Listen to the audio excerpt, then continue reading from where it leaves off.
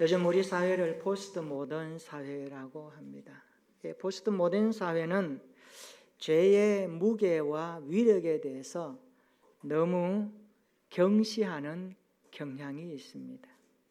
하지만 우리가 경험하는 모든 사회적 불의와 착취와 염려의 뿌리에는 죄가 들어 있습니다. 그러므로 죄의 문제를 다루지 아니하고 법과 제도를 해결하려고 하는 것은 마치 질병의 근본을 외면한 채 진통제만 처방하는 것과 같은 것입니다. 그래서 미국의 신학자 마이클 고히는 죄란 무엇인가에 대해서 이렇게 말했습니다. 죄는 하나님의 사랑과 선하심을 인정하지 않는 배은망덕한 태도다. 죄는 나에게 제일 좋은 것을 내가 안다는 교만이다. 죄는 자애롭고 너그러우신 하나님께 대한 반역이다. 죄는 하나님의 애정 어린 뜻을 등지는 삶이다. 이렇게 요약했습니다. 그렇습니다. 죄는 우리로 하여금 하나님을 등지게 하고 하나님과 멀어지게 합니다. 그래서 죄라는 단어 하말티아, 이 뜻은 빗나가게 하다, 이런 뜻을 담고 있습니다. 하나님의 뜻을 빗나가게 하는 것이 죄입니다. 하와를 유혹하는 사탄을 한번 보세요. 선악과를 따먹으면 눈이 밝아져 하나님과 같이 될 것이다 라고 말로 접근하여 결국 하나님의 뜻을 저버리게 하였습니다. 사탄은 인간의 욕망과 이기심을 교모하게 이용하여 하나님의 뜻을 빗나가게 만듭니다. 이것은 하나님을 왕으로 섬기지 말고 자신이 왕이 되라는 유혹입니다. 하나님의 법을 따르기보다 내가 스스로 법을 만들면 된다라고 하는 논리로 접근합니다. 우리가 잘 아는 대로 사사시대가 그러했습니다. 왕이 없는 시대에 모두가 자기 소견에 옳은 대로, 자기 기준대로 살았던 시대가 사사시대였습니다. 그러므로 포스트 모던 사회는 절대적 구별과 진리를 무시함으로 말미암아 사탄의 유혹을 그대로 닮은 모습을 우리 앞에 펼쳐가고 있습니다. 여러분, 이런 시대일지라도 그리스도인들은 살아내야 합니다. 아무리 시대가 비성경적으로 흘러갈지라도 그리스도인은 믿음을 지키며 살아야 합니다. 인간에게는 두 가지 심각한 두려움이 있습니다. 하나는 죄책감으로 인한 두려움입니다. 예수를 믿건 안 믿건 우리 마음속에는 항상 죄책감이 도사리고 있습니다. 사업을 하다가 어려워진다거나 일이 잘못되었을 때에, 집안에 좋지 않은 일이 발생했을 때에 사람들은 제일 먼저 이런 생각을 합니다.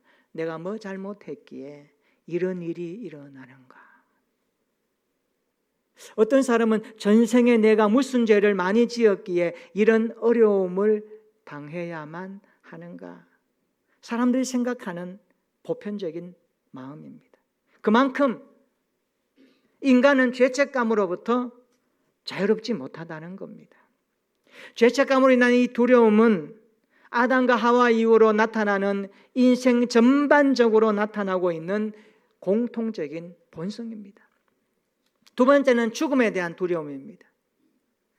평소에는 죽음에 대해 생각하지 않다가 가까운 친지나 이웃이나 친구가 죽는 것을 목도하면 정작 죽음에 대한 두려움이 밀려오기 시작합니다.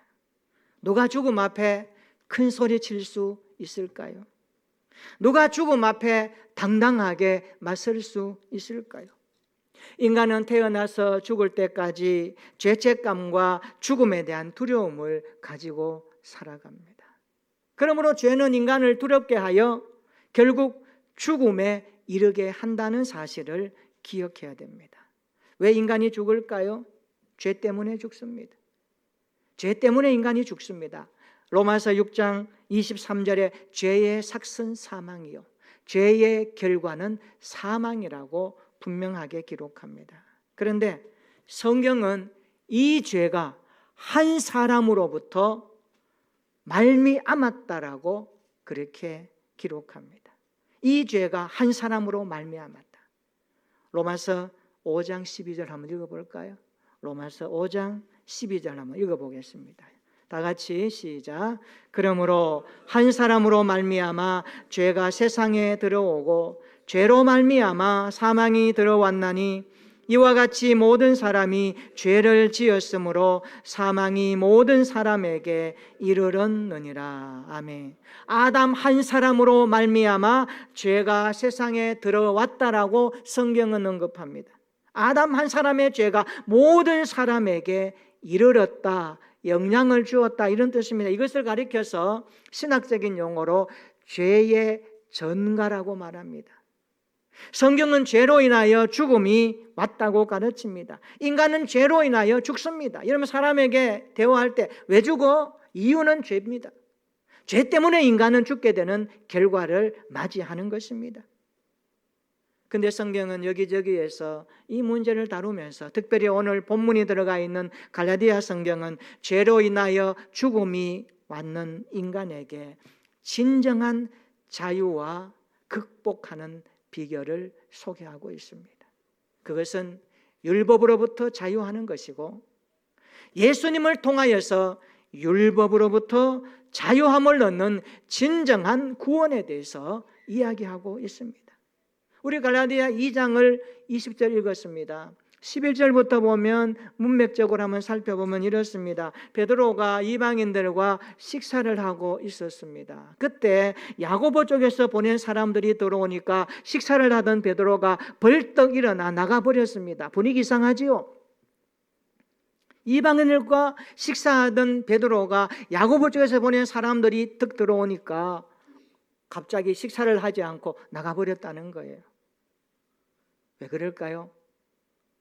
내가 이방인들과 식사하는 것이 저들에게 알려지면 한 소리 듣겠다는 것 때문에 그렇습니다.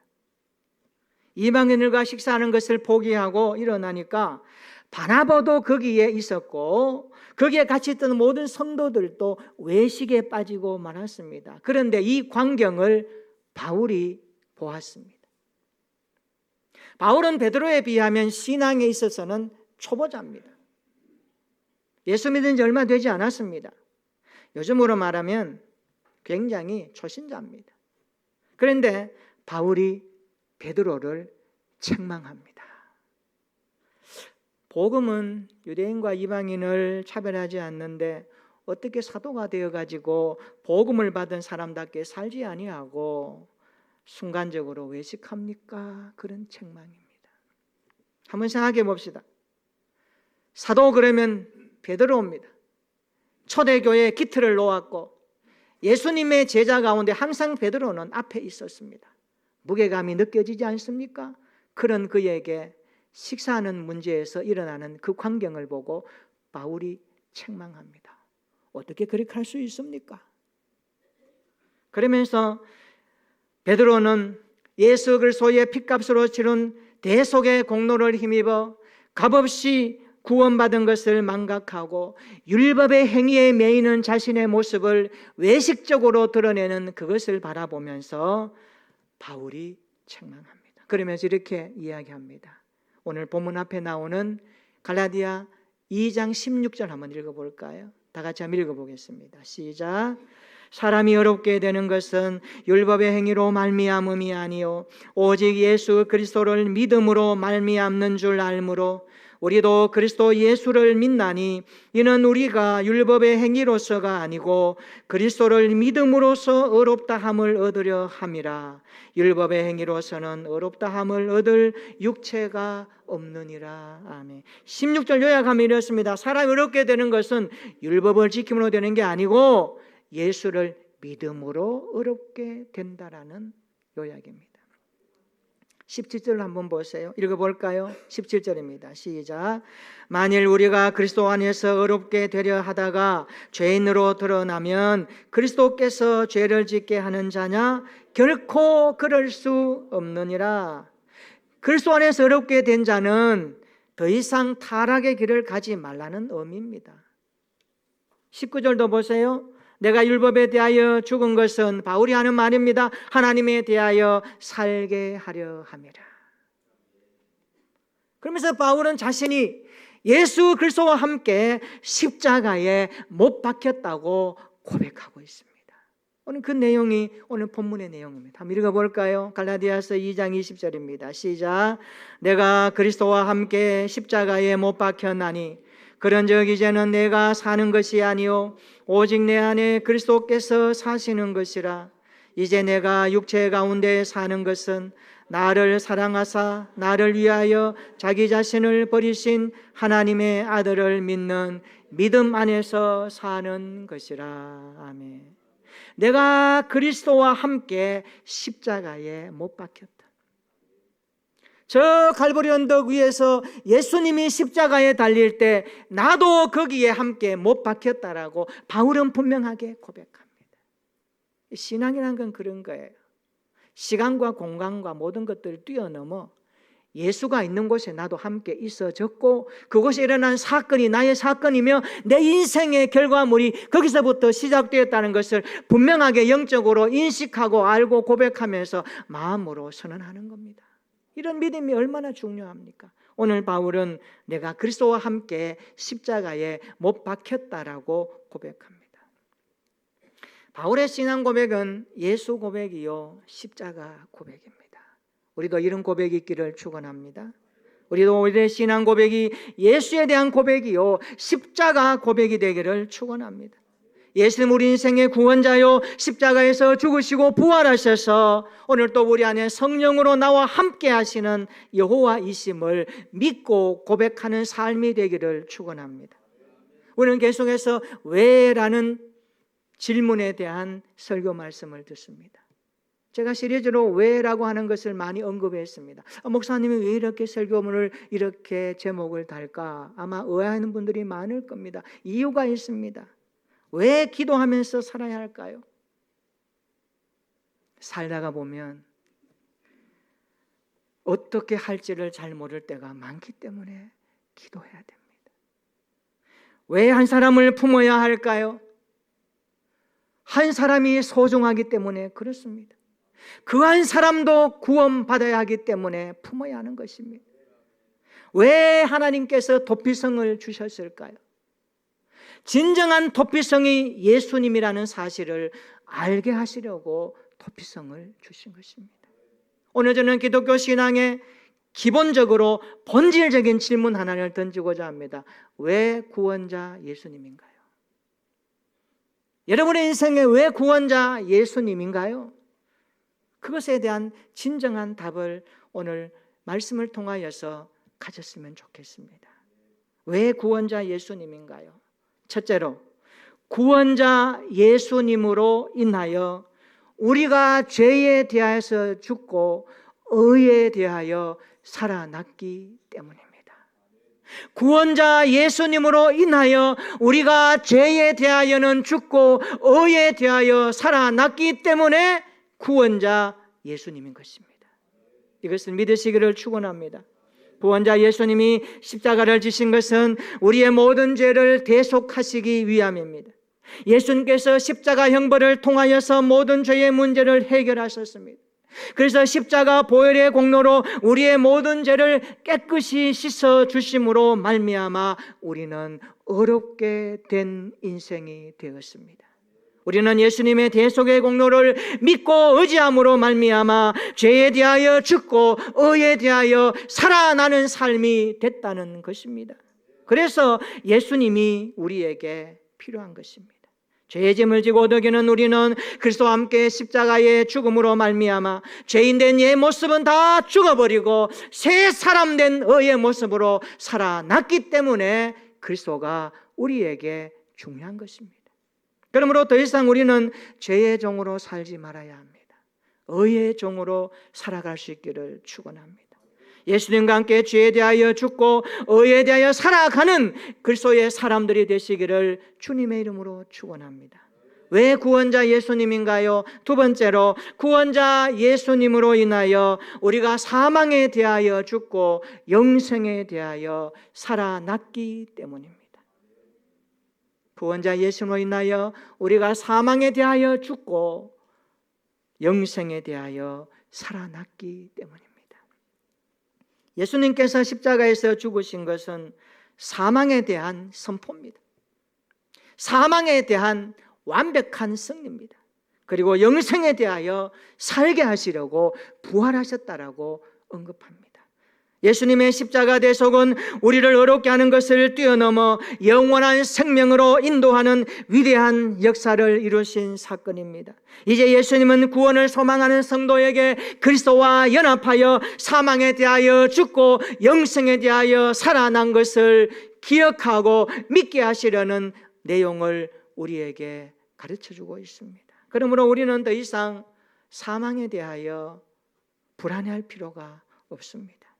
이제 구원자 예수님으로 인하여 사망에 대하여 죽었으니 더 이상 사망의 종이 아니라 영생의 사람으로 태어났으니 하나님의 자녀로 살아가는 것입니다. 이런 은혜가 있기를 주님의 이름으로 축원합니다.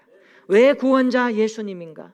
세 번째로 구원자 예수님으로 인하여 우리가 세상에 대하여 죽고 하나님의 나라에 대하여 살아났기 때문입니다. 구원자 예수님으로 인하여 우리는 세상에 대하여 죽었습니다. 그리고 하나님의 나라에 대하여 산 소망을 가지게 되었습니다. 그래서 구원자 예수님인 것입니다. 구원자 예수님으로 인하여 어렵다함을 받아 영생을 누리게 된 우리는 더 이상 세상에 속한 자들이 아닙니다. 우리의 속함은 저 하늘나라에 있습니다. 그래서 성경은 우리에게 하늘의 시민권을 가진 자라고 가르쳐주고 있습니다. 여러분의 소속이 어디입니까? 더럽고 추하고 냄새나고 멸망당할 세상이 여러분의 소속입니까? 잠시 소속할 수 있습니다. 그러나 영원하지는 않습니다. 우리의 소속과 우리의 소망은 하나님 나라입니다. 하나님의 나라가 저와 여러분들의 진정한 소망이 되시기를 축원합니다. 구원자 예수님으로 인하여서 세상에 대하여 죽어버렸습니다. 하나님의 나라에 대해서 다시 살아났습니다. 그래서 우리가 세상에 대하여 죽었다는 것은 육신의 정욕과 안목의 정욕과 이생의 자랑에 더 이상 끌려다니지 않는다는 뜻입니다. 우리가 세상에 대하여 죽었다는 것은 고로새서 3장 1절에 나오는 말씀처럼 위의 것을 찾는 인생으로 살아간다는 뜻입니다. 여러분, 위의 것은 좋은 것입니다. 복음은 위의 것을 말합니다. 영생은 위의 것을 약속하고 있습니다. 천국은 위의 것이 무엇인지 우리에게 소개하고 있습니다. 여러분, 이것이 얼마나 소중한 우리 인생의 자산입니까? 우리 인생의 미래입니까? 저와 여러분들이 예수 그리스도를 통하여서 세상에 대하여 죽고 하나님 나라에 살아난 자들로 육신의 정욕과 안목의 정욕과 이생의 자랑에 더 이상 끌려다니지 않는 믿음 생활 되시기를 축원합니다. 위의 것을 찾는 푯대가 달라지고 소망이 달라지고 삶의 의미와 가치가 달라지는 인생으로 살아갈 수 있기를 주님의 이름으로 축원합니다. 그렇습니다. 예수님을 믿는다는 말은 이제 더 이상 세상을 사랑하지 않는다는 뜻입니다. 세상을 향하던 우리의 마음과 발걸음이 예수님께로 돌이킨다는 뜻입니다. 이와 같이 날마다 하나님의 나라를 소망하며 천국의 푯대를 향하여 달려가는 모든 성도들 되었으면 좋겠습니다. 어떤 자매가 목사님에게 고민 하나를 털어놓았습니다. 목사님, 제가 두 남자와 사귀고 있는데 두 남자 다 너무 좋습니다. 그 중에 한 남자와 결혼해야 될 텐데 어떤 남자와 결혼해야 될지 고민이 생깁니다. 목사님, 어떻게 하면 좋을까요? 목사님이 기도하다가 어느 날 그 자매에게 이렇게 조언했다고 합니다. 자매님, 어느 쪽 남자와 결혼할지를 정하는 것은 전적으로 자매님의 선택입니다. 그러나 한 가지 중요한 것은 두 남자 중에 한 남자를 선택하여 결혼하기로 했다면 이제는 다른 남자는 잊어버려야 합니다. 조언치고는 명쾌한 조언 아닙니까? 여러분 주위에 이런 사람이 있으면 이것을 한번 써먹으면 좋겠어요.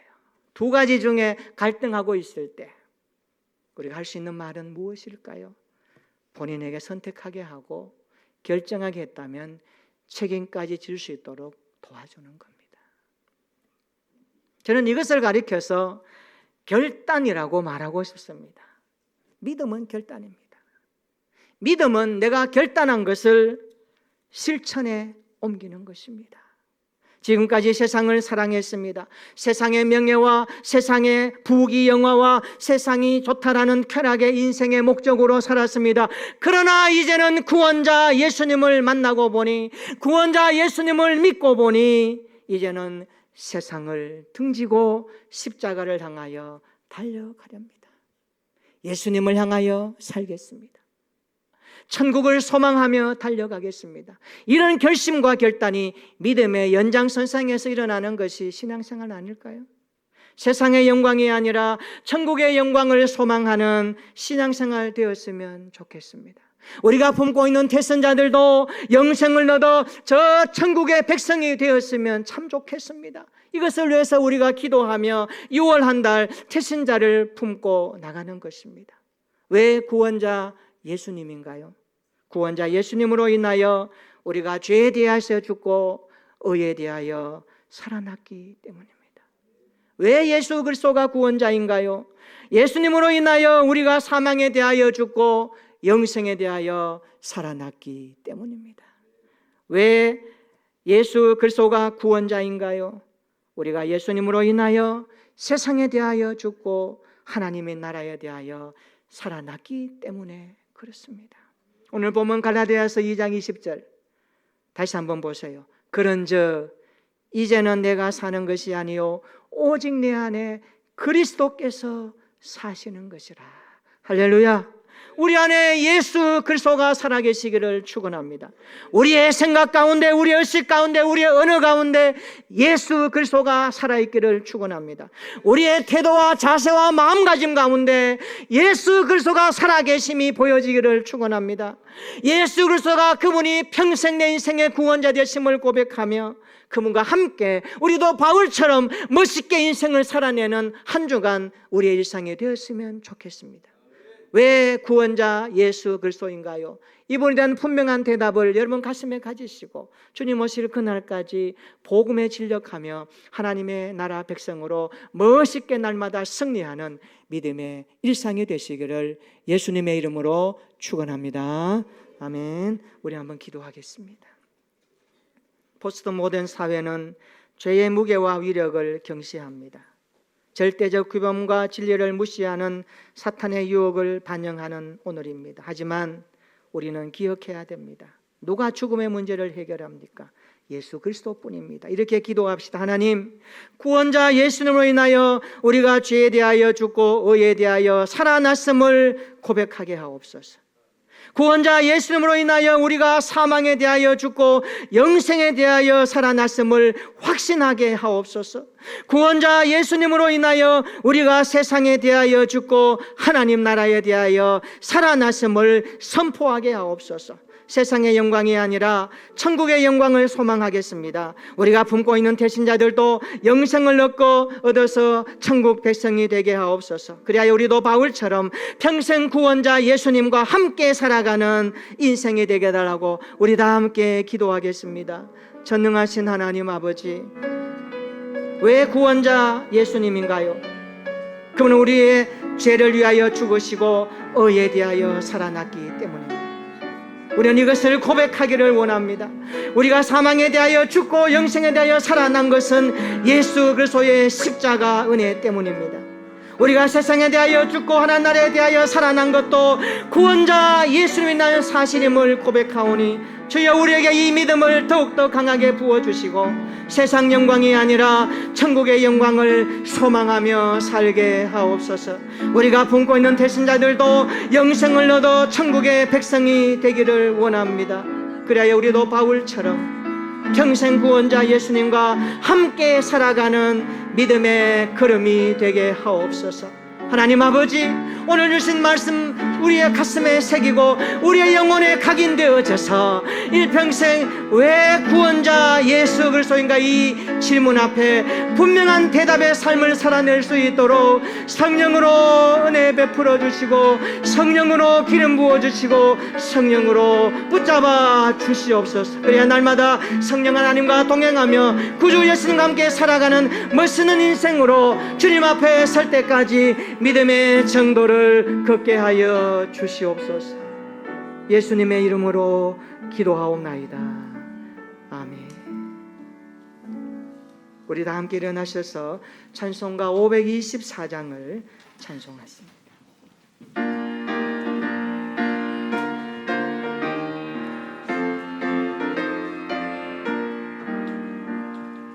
갈 길을 밝히고 있으니 주 앞에 빨리 나갑시다. 우리를 찾는 구주 예수 오도라 하시네. 죄악같은 우리 영혼을 기뻐 뛰며 주를 모겠네. 하늘에 계신 주 예수를 영원히 섬기리.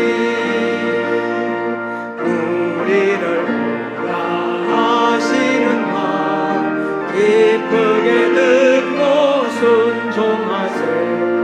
구주를 잊으시지 말고 속속히 나가세.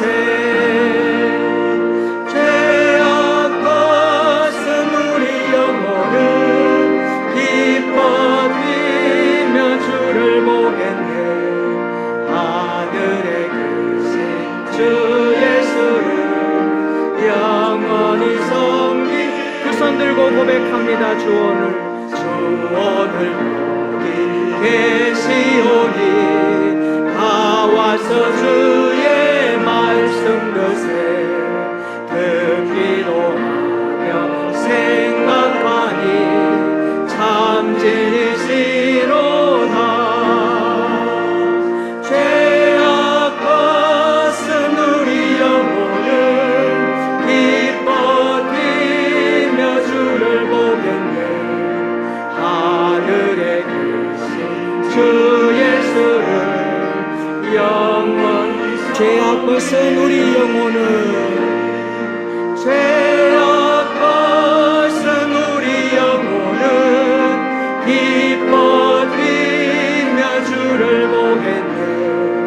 하늘에 계신 주 예수를 영원히